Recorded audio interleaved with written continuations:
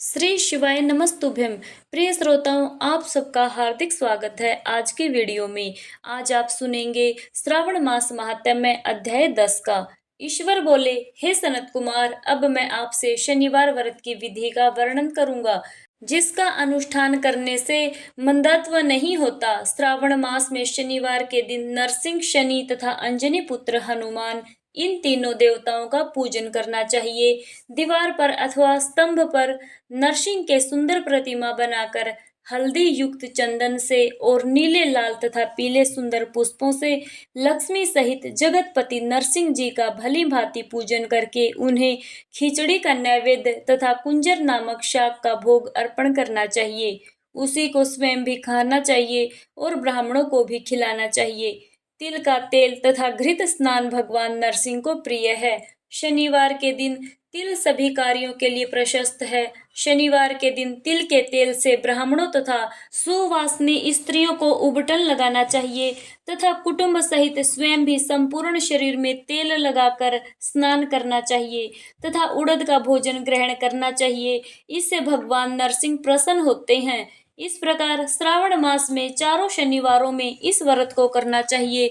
जो ऐसा करता है उसके घर में स्थिर लक्ष्मी का वास रहता है और धन धान्य की समृद्धि होती है।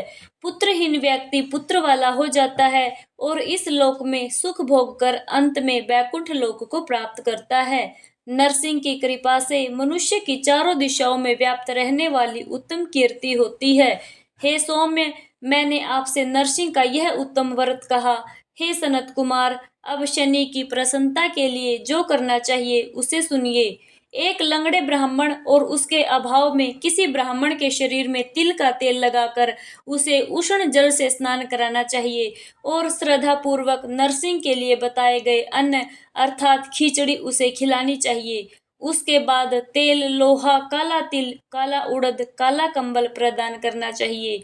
इसके बाद व्रती यह कहे कि मैंने यह सब शनि की प्रसन्नता के लिए किया है, शनि देव मुझ पर प्रसन्न हो। उसके बाद तिल के तेल से शनि का अभिषेक कराना चाहिए। उनके पूजन में तिल तथा उड़द के अक्षत प्रशस्त माने गए हैं। हे मुनि, अब मैं शनि का ध्यान बताऊंगा, आप ध्यान पूर्वक श्रवण करिए। शनिश्चर कृष्ण वर्ण के हैं, मंद गति वाले हैं, काश्यप गोत्र वाले हैं, सौराष्ट्र देश में पैदा हुए हैं, सूर्य पुत्र हैं, वर देने वाले हैं, दंड के समान आकार वाले मंडल में स्थित हैं, इंद्र नीलमणि तुल्य कांत वाले हैं, हाथों में धनुष बाण त्रिशूल धारण किए हुए हैं, गिद्ध पर आरूढ़ हैं, यम इनके अधिदेवता हैं, ब्रह्मा इनके प्रतिथि देवता हैं। ये कस्तूरी, अगुरु का गंध तथा गुग्गल का धूप ग्रहण करते हैं। इन्हें खिचड़ी अति प्रिय है। इस प्रकार ध्यान की विधि कही गई है।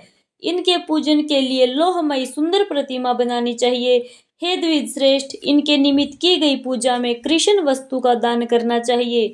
ब्राह्मण को काले रंग के 2 वस्त्र देने चाहिए और काले बछड़े सहित काली गऊ प्रदान करनी चाहिए। विधि पूर्वक पूजा करके इस प्रकार प्रार्थना तथा स्तुति करनी चाहिए। आराधना से संतुष्ट होकर जिन्होंने नष्ट राज्य वाले राजा नील को उनका महान राज्य पुनः प्रदान कर दिया, वे शनिदेव मुझ पर प्रसन्न हो।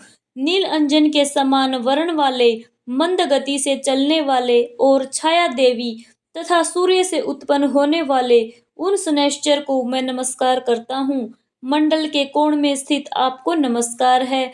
पिंगल नाम वाले आप शनि को नमस्कार है। हे देवेश, मुझ दीन तथा शरणागत पर कृपा कीजिए। इस प्रकार स्तुति के द्वारा प्रार्थना करके बार बार प्रणाम करना चाहिए।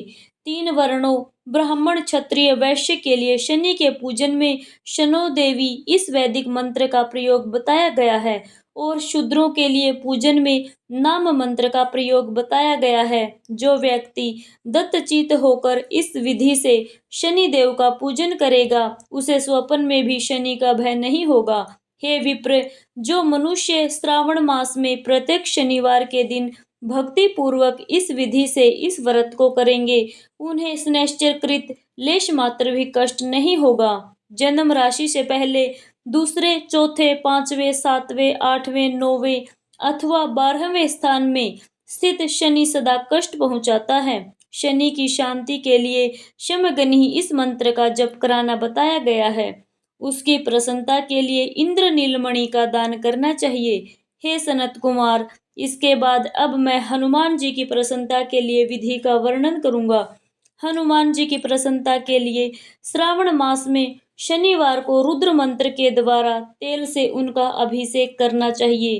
तेल में मिश्रित सिंदूर का लेप उन्हें समर्पित करना चाहिए। जपा कुसुम की मालाओं से, आक धतूर की मालाओं से, मंदार पुष्प की मालाओं से, बटक बड़े के नैवेद्य से तथा अन्य उपचारों से भी यथाविधि अपने वित्त सामर्थ्य के अनुसार श्रद्धा भक्ति से युक्त होकर अंजनी पुत्र हनुमान जी की पूजा करनी चाहिए। तत्पश्चात बुद्धिमान को चाहिए कि हनुमान जी की प्रसन्नता के लिए उनके 12 नामों का जप करे। हनुमान, अंजनी सुन, वायुपुत्र, महाबल, रामेष्ट, फाल्गुन सखा, पिंगाक्ष, अमित विक्रम, उद्धिक्रमण, सीता शोक विनाशक, लक्ष्मण प्राणदाता और दशग्रीव दर्पहा, ये 12 नाम हैं। जो मनुष्य प्रातःकाल उठकर इन 12 नामों को पढ़ता है, उसका कभी अमंगल नहीं होता और उसे सभी संपदा सुलभ हो जाती है। इस प्रकार श्रावण मास में शनिवार के दिन वायुपुत्र हनुमान जी की आराधना करके मनुष्य वज्रतुल्य शरीर वाला, निरोग और बलवान हो जाता है। अंजनी पुत्र की कृपा से वह कार्य करने में वेगवान तथा बुद्धि वैभव से युक्त हो जाता है। उसके शत्रु नष्ट हो जाते हैं, मित्रों की वृद्धि होती है और वह वीर्यशाली तथा कीर्तिमान हो जाता है। यदि साधक हनुमान जी के मंदिर में हनुमत कवच का पाठ करे तो वह अणिमा आदि 8 सिद्धियों का स्वामित्व प्राप्त कर लेता है और यक्ष, राक्षस तथा वेताल उसे देखते ही कंपित तथा भयभीत होकर वेगपूर्वक 10 दिशाओं में भाग जाते हैं। हे सतम, शनिवार के दिन पीपल के वृक्ष का आलिंगन तथा पूजन करना चाहिए। शनिवार को छोड़कर अन्य किसी दिन पीपल के वृक्ष का स्पर्श नहीं करना चाहिए। शनिवार के दिन उसका आलिंगन सभी संपदाओं की प्राप्ति करवाने वाला होता है। प्रत्येक मास में 7 वारों में पीपल का पूजन फलदायक है, किंतु श्रावण में यह पूजन अधिक फलप्रद है। जय भोलेनाथ। प्रिय श्रोताओं, आज के महात्म्य में इतना ही। इस प्रकार श्री स्कंद पुराण के अंतर्गत ईश्वर सनत कुमार संवाद में श्रावण मास महात्म्य में शनैश्चर, नरसिंह, हनुमत पूजन आदि शनैश्चर कृत्य कथन नामक 10वां अध्याय संपूर्ण हुआ। बोलिए श्री शिव शंकर भगवान की जय, माता पार्वती की जय।